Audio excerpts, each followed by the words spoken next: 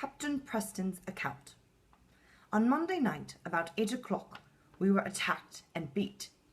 About 9 some of the guard came to and informed me the town inhabitants were assembling to attack the troops, and that the bells were ringing as the signals for that purpose, and not for fire, and the beacon intended to be firing to bring in the distant people of the country. In my way there, I saw people in great commotion, and heard them use most cruel and horrid threats against the troops. They immediately surrounded the sentry posted there, and with clubs and other weapons threatened to execute vengeance on him. I was soon informed by a townsman their intention was to carry off the soldier from his post and probably murder him. They, the soldiers, soon rushed through the people, and by charging their bayonets in half circles, kept them at a little distance. The mob still increased and were most outrageous, striking their clubs or bulgeons one against another, and calling out, "Come on, you rascals, you bloody backs, you lobster scoundrels, fire if you dare. Gosh darn you, fire, and be darned. We know you dare not," and much more language was used.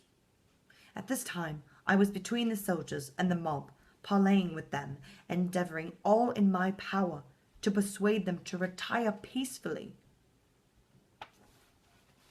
They advanced to the points of the bayonets, struck some of them, and even the muzzles of the pieces, and seemed to be endeavouring to close with the soldiers, on which some well-behaved persons asked me if the guns were charged.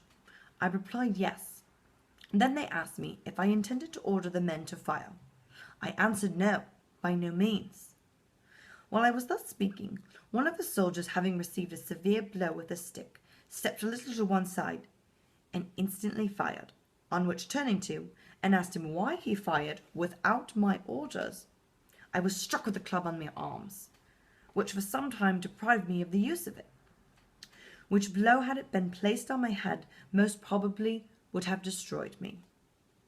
On this a general attack was made on the men by a great number of heavy clubs and snowballs being thrown at them, by which all our lives were in imminent danger, some persons at the same time from behind calling out, "Darn you bloods, why don't you fire?" Instantly 3 or 4 of the soldiers fired, one after another, and directly after 3 more in the same confusion and hurry. The mob then ran away.